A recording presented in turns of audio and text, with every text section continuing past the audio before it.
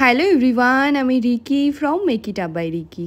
আমার একটা নতুন ভিডিওতে তোমাদের সবাইকে ওয়েলকাম। আজকে আমরা হায়দ্রাবাদের খুব ফেমাস একটা ফিল্ম সিটি এক্সপ্লোর করব। এখানে লেটেস্ট ব্লকবাস্টার ছবি জওয়ান থেকে শুরু করে পুরনো প্রচুর হিট ছবি শুটিং হয়েছে।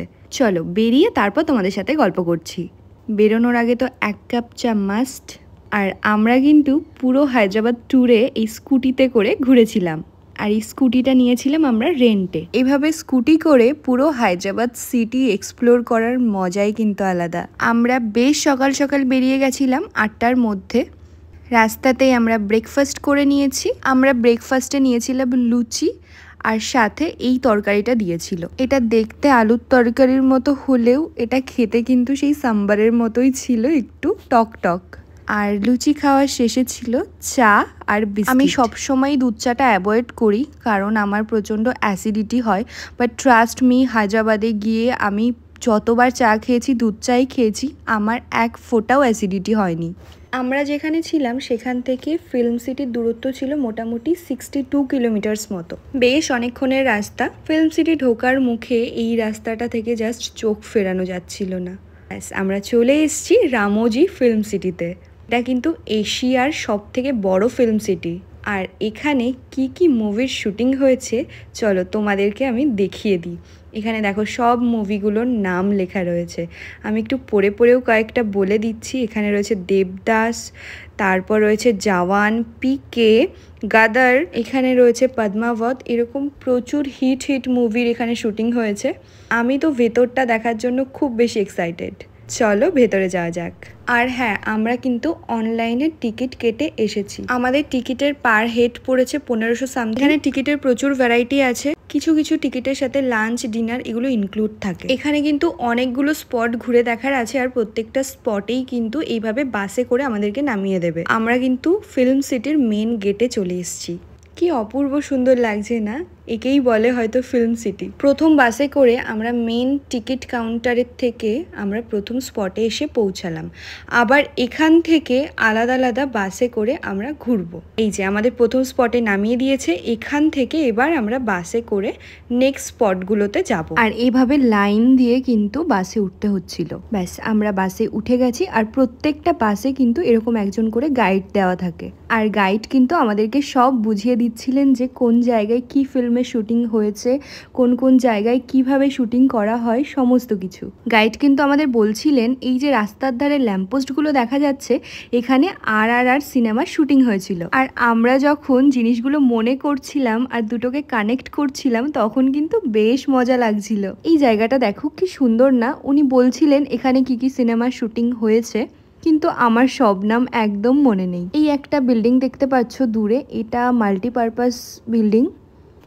তার পাশেই তোমরা একটা দেখো জঙ্গল মতো দেখতে পাবে, পাহাড়, আর পাহাড়ের ওপরে কিন্তু একটা মন্দিরও আছে আর সাথে সিঁড়িও আছে। কোন সিনেমার শুটিং হয়েছিল বলো তো? এখানে কিন্তু চেন্নাই এক্সপ্রেসের যে সিঁড়ি দিয়ে ওঠার সিনটা হয়েছিল সেই সিনটা কিন্তু এখানে শুটিং হয়েছিল। নেক্সট আমার লেফটে দেখো একটা হোয়াইট কালারের বিল্ডিং দেখা যাচ্ছে, এটা গুরুদুয়ার। এখানে গুরুদুয়ারের সমস্ত শুটিংগুলো হয়। নেক্সট কিন্তু আমরা ঢুকে গেছি দেখো একটা বাজারের মধ্যে।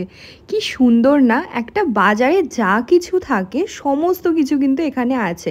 শাটারগুলো কিভাবে তৈরি হয়েছে, ব্যাংক দেখতে পাচ্ছ, অ্যাক্সিস ব্যাংক। আর আমার লেফট সাইডের যে সাদা বিল্ডিংটা দেখছো এটা হচ্ছে তাজমহল। ওনারা কিন্তু সব কিছু আমাদের বলে বলে দিচ্ছিল। সাথে কোন কোন সিনেমার শুটিং এখানে হয়েছিল সেগুলোও কিন্তু ওনারা সমস্ত কিছু বলে দিচ্ছিল আর আমরা মনে করছিলাম। দেখো শাটারগুলো দেখে কি মনে হচ্ছে অরিজিনাল, বাট এটা কিন্তু একদম অরিজিনাল না, পুরোটাই কাঠের তৈরি। নেক্সট আমার লেফট সাইডে দেখো, আমি তো লেফট সাইডটা অতটা ভালো করে দেখাতে তোমাদের পারছি না কারণ আমি উল্টো দিকে বসেছি। তো আমাদের যিনি গাইড ছিলেন তিনি বলছিলেন এগুলো হচ্ছে কলকাতা হাউস, মানে কলকাতায় যেমন ধরনের বাড়িগুলো থাকে সেমন ধরনের বাড়ি এখানে তৈরি করা হয়েছে, যাতে কলকাতা এরিয়ার কোনো শুটিং করার জন্য কলকাতায় না যেতে হয়, এখানেই হয়ে যায়। কি মজার না জিনিসগুলো? আমি তো খুব এনজয় করেছি।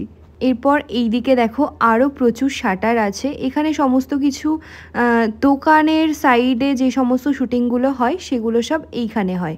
দোকানের নামও কিন্তু দেওয়া আছে দেখো, শাড়ি হাউস, আরও অনেক কিছু নাম আছে। কিছুটা তো তামিল তেলেগুতে লেখা আছে যেটা আমি বুঝতে পারছি না। দেখো এরিয়াটা জাস্ট কতটা বড়। এতক্ষণ তো আমরা শহরের যে সমস্ত শুটিংগুলো হয় সেগুলো দেখলাম, এবার তোমাদেরকে শহরের পাশেই সরাসরি গ্রামের কিভাবে শুটিং হয় সেগুলোও দেখাবো। ওই যে সামনে দেখতে পাচ্ছ লাল লাল মাটি, এইখান থেকেই কিন্তু গ্রাম শুরু। আর গ্রামের ঘর পরিবেশ সমস্ত কিন্তু দেখো আলাদা হয়ে গেল ধীরে ধীরে। চারিদিকে গাছ, ফুলের বাগান, ছোট ছোট বাড়ি, মন্দির, সমস্ত কিছু একটা গ্রামে যা কিছু থাকে সমস্ত কিন্তু এখানে আছে। গ্রামের রাস্তা এটা কিন্তু দারুণ। চলো গ্রামের রাস্তা শেষ করে চলে এলাম শহরের কর্পোরেট সেক্টরে, ওই যে দূরের বিল্ডিংটা। আর তোমাদের সেন্ট্রাল জেলও দেখাই, দেখছো তো এখানেই কিন্তু সমস্ত জেলের শুটিং হয়। চলো আজকের মতো কিন্তু এইটুকুতেই শেষ করছি। অনেক কিছু দেখেছি, পরপর অনেক ভিডিও আসবে, তোমরা সাথে থেকো, পাশে থেকো, আর ভালো লাগলে আমার চ্যানেলটা সাবস্ক্রাইব করো। টাটা।